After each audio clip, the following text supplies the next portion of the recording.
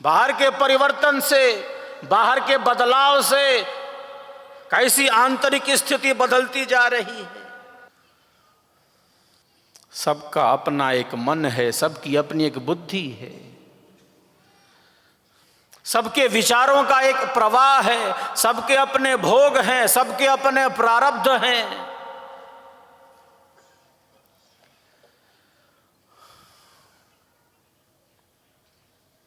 जैसा जैसा हम लेकर आए थे पूर्व के संस्कारों से, जैसा जैसा हम मन लेकर आए हैं, जैसी जैसी हम बुद्धि लेकर आए हैं, हम उसमें परिवर्तन कर सकते हैं।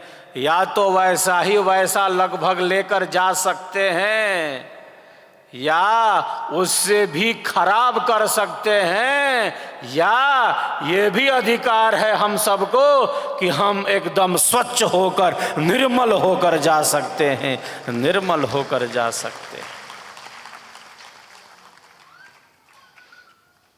जैसा जैसा लेकर आए थे वैसा वैसा ही मन बुद्धि लेकर वापस चले जा सकते हैं, वैसे ही संस्कारों के साथ जा सकते हैं, या कुसंगति से उसे खराब कर सकते हैं। जैसा लेकर आया था और खराब कर दिया। संगति ठीक ना होने से संगति का असर पड़ता है।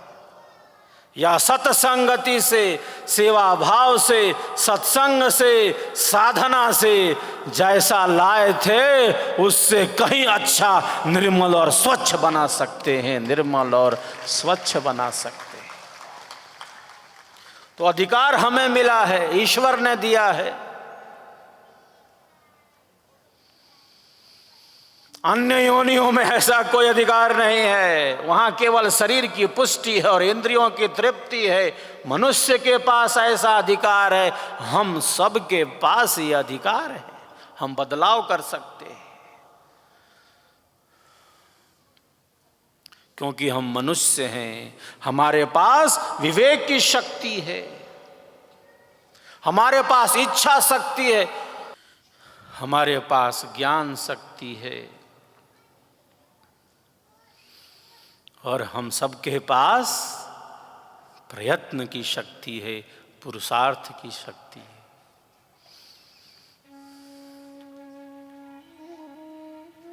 इसलिए हम बदल सकते हैं, हम परिवर्तित कर सकते हैं, हम अपने अंतःकरण को शुद्ध बना सकते हैं, हम अंतरात्मा में प्रेम रस की धारा बहा सकते हैं, हम अपने अभिमान का समन कर सकते हैं, हम अपने अज्ञान का समन कर सकते हैं, हम अपने अंधेरे को छांट सकते हैं। हमने ये जाला बुना है इसलिए हम इस जाले को खत्म कर सकते हैं।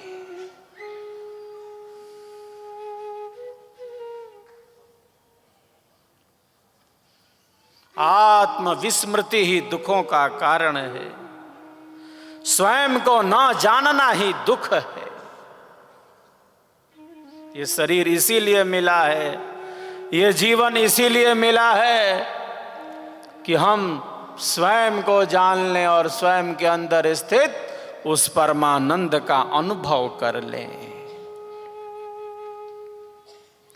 मैं बराबर कहता रहता हूं,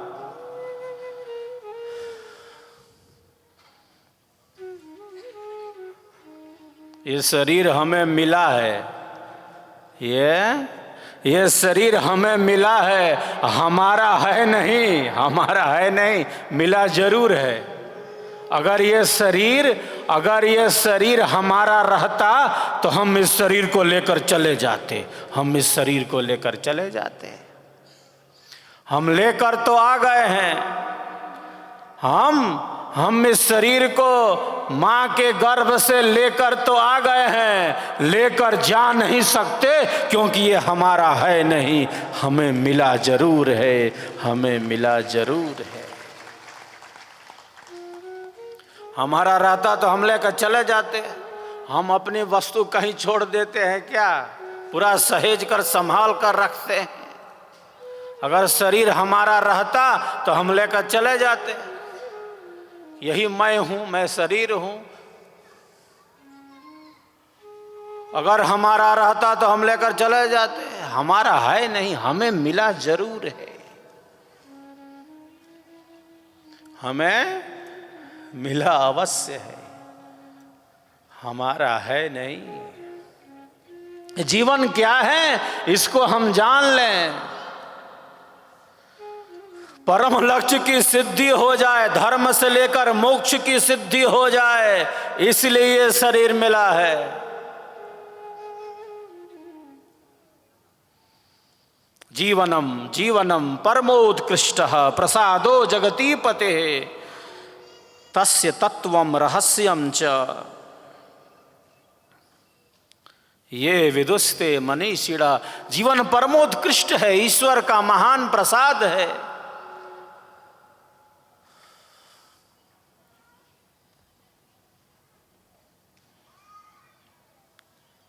इससे पहले कि शरीर नष्ट हो जाए, इससे पहले कि शरीर नष्ट हो, इसका अनुभव हो जाए कि कौन हूं मैं, स्वयं का अनुभव हो जाए। उस आत्म तत्व का, उस परमात्मा तत्व का अनुभव हो जाए, या उस दिशा में तीव्रता के साथ आगे बढ़ते रहें। जो सद्गुरु और शिष्य का संबंध है वो केवल इस जन्म और जीवन तक सीमित नहीं है। शिष्य अपने लक्ष्य तक नहीं पहुंच सका, शिष्य अपने लक्ष्य तक पहुंच नहीं सका, अगले जन्म और जीवन में उसे मानव का चोला मिलता है, विहंगम योग का ज्ञान मिलता है, स्वर वेद का स्वर मिलता है। मुक्ति तक संबंध गुरुदेवा।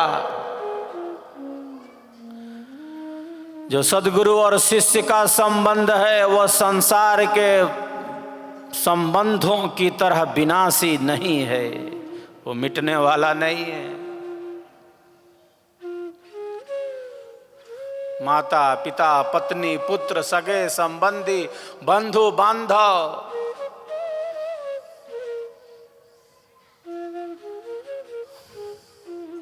संसार के समस्त संबंध जैसे बदल रहे हों विनाशी की तरह।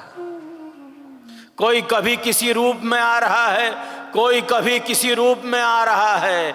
आत्मा की कोई उम्र है ही नहीं, आत्मा अनंत है। बाहर से हम कहते हैं ये छोटा है, ये बड़ा है, ये है वो है, संसार के संबंधों में बांध देते हैं। किसी जन्म में कोई आ रहा है, किसी जन्म में किसी रूप में आ रहा है, बदलता जा रहा है। ये बदलाव है, ये परिवर्तन है।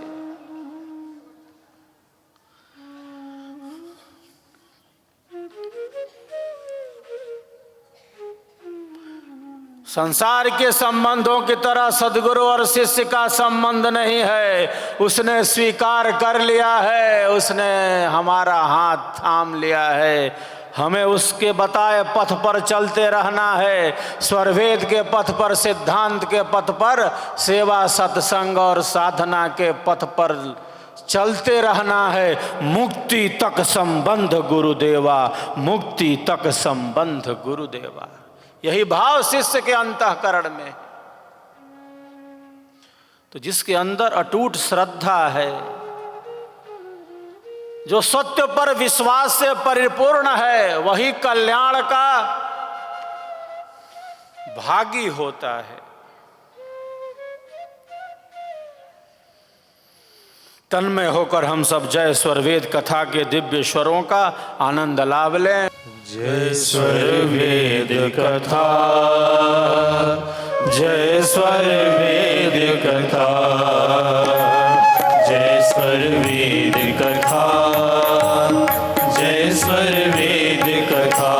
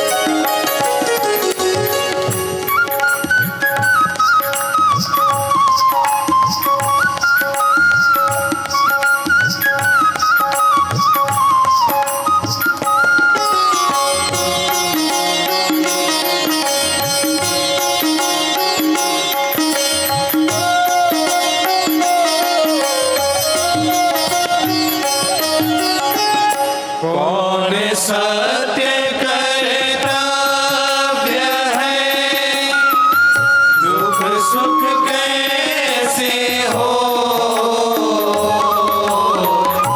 कौन सत्य कर्तव्य है, दुख सुख कैसे हो।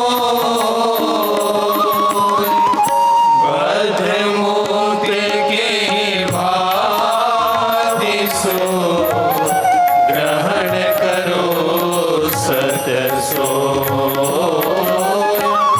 बद्धमूत्र के भांति सो, ग्रहण करो सत्य सो।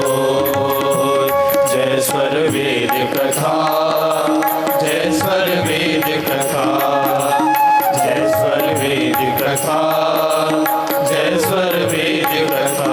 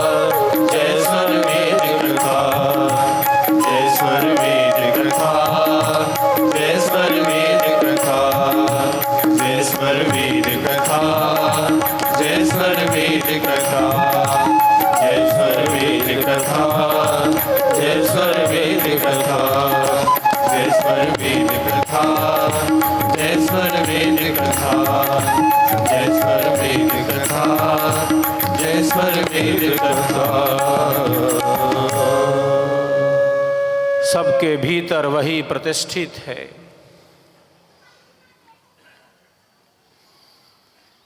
दृश्य के पीछे अदृश्य वही है।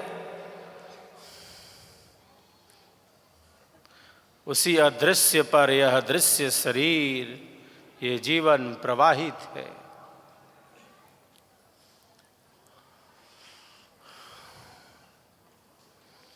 मैत्री, करुणा, मुदिता और उपेक्षा, ये योगी का लोक व्यवहार है। अहिंसा का भाव हो, मन, वचन और कर्म से एक योगी अहिंसक हो जाता है। किसी को भी अज्ञान पूर्वक, अधर्म पूर्वक पीड़ित नहीं कर सकते। किसी को भी अनावश्यक रूप से चोटिल नहीं कर सकते, उसको दुख नहीं दे सकते, क्योंकि सबके भीतर वही बैठा है। सूक्ष्म रूप से हम किससे घृणा करें? हम जिससे घृणा कर रहे हैं, क्या उसके भीतर वह शक्ति नहीं है, वह आत्म तत्व नहीं है, वह परमात्मा तत्व नहीं है?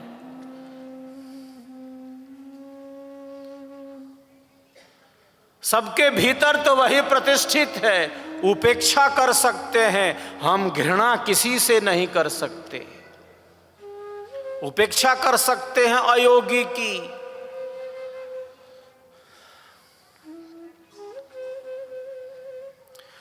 मन से, वचन से और कर्म से किसी को अधर्म पूर्वक, अज्ञान पूर्वक, अन्याय पूर्वक दुख नहीं पहुंचा सकते, पीड़ा नहीं दे सकते, चोटिल नहीं कर सकते।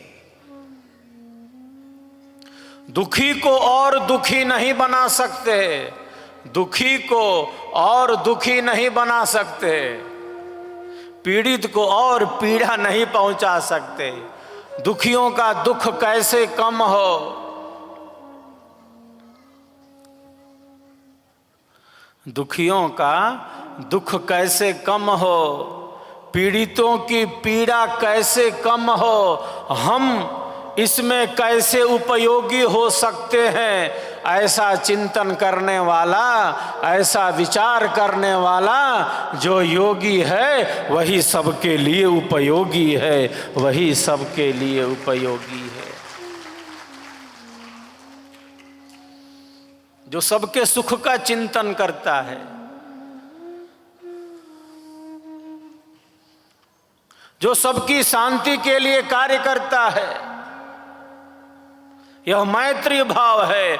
वो आत्म तत्व को देखता है, जिस प्रकार की आत्मा हमारे अंदर है उसी प्रकार की आत्मा सबके शरीर को संचालित कर रही है। और आत्मा के अंदर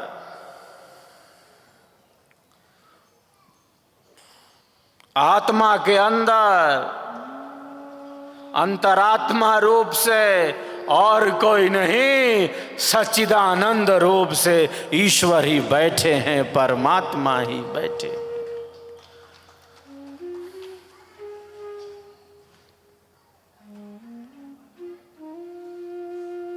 अभी हमने वाणी का प्रयोग नहीं किया, वाणी से कुछ कहा नहीं, न अच्छा बोला न बुरा बोला। अभी वाणी मौन है, अभी वाणी से कुछ बोला नहीं है, किसी प्रकार का व्यवहार भी नहीं किया है, अभी किसी प्रकार का इंद्रियों से व्यवहार भी नहीं है।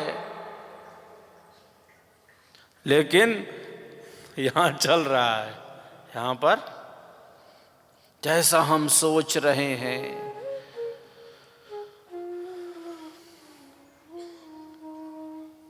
जैसा हमारा मन मनन कर रहा है, जैसी हमारी बुद्धि विवेचन कर रही है, जैसा हम सोच रहे हैं, हम अच्छा सोचें, हम अच्छा न सोचें, हम बढ़िया सोचें, हम खराब सोचें, जिस प्रकार का चिंतन है हमारे मन में, तत्क्षण ही एक प्रकार का कर्म घटित हो गया। भले अभी वाणी से न बोला हो, भले क्रिया से शून्य हो, लेकिन मन का संकल्प तत्क्षण ही एक प्रकार के कर्म को संपादित कर दे रहा है।